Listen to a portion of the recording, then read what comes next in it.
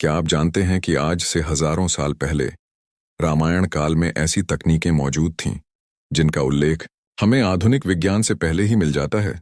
पुष्पक विमान, संचार यंत्र, समुद्री जहाज, ये सब क्या केवल कल्पना है या प्राचीन भारत की विज्ञान शक्ति का प्रमाण?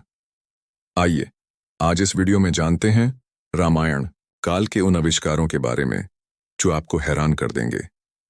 रामायण में वर्णित पुष्पक विमान एक अद्भुत यांत्रिक यान था जो बिना किसी इंजन के आसमान में उड़ सकता था। यह विमान इच्छा के अनुसार कहीं भी जा सकता था और किसी भी मौसम में उड़ने में सक्षम था।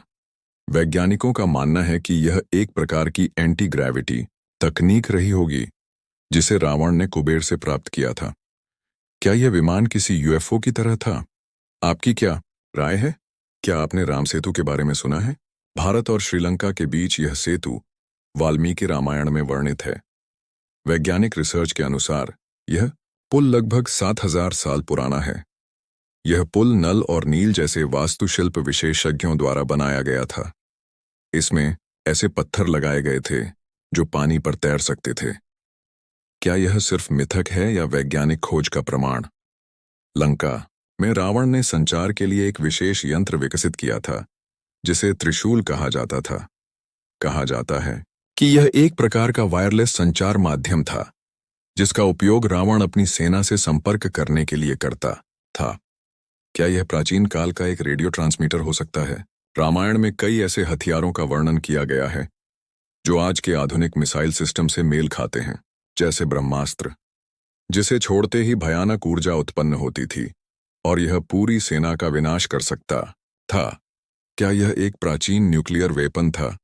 रामायण काल में समुद्री यात्रा की उन्नत प्रणाली थी। रावण के पास विशाल समुद्री जहाज थे जिनका उपयोग व्यापार और युद्ध के लिए किया जाता था। भारतीय ग्रंथों में समुद्री नेविगेशन और कंपास जैसी तकनीकों का उल्लेख मिलता है।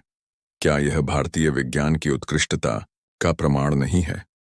लंका के राजवैद्य सुषेण ने लक्ष्मण के उपचार के लिए संजीवनी बूटी का प्रयोग किया था। कहा जाता है कि यह जड़ी बूटी मरे हुए व्यक्ति को भी जीवित कर सकती थी।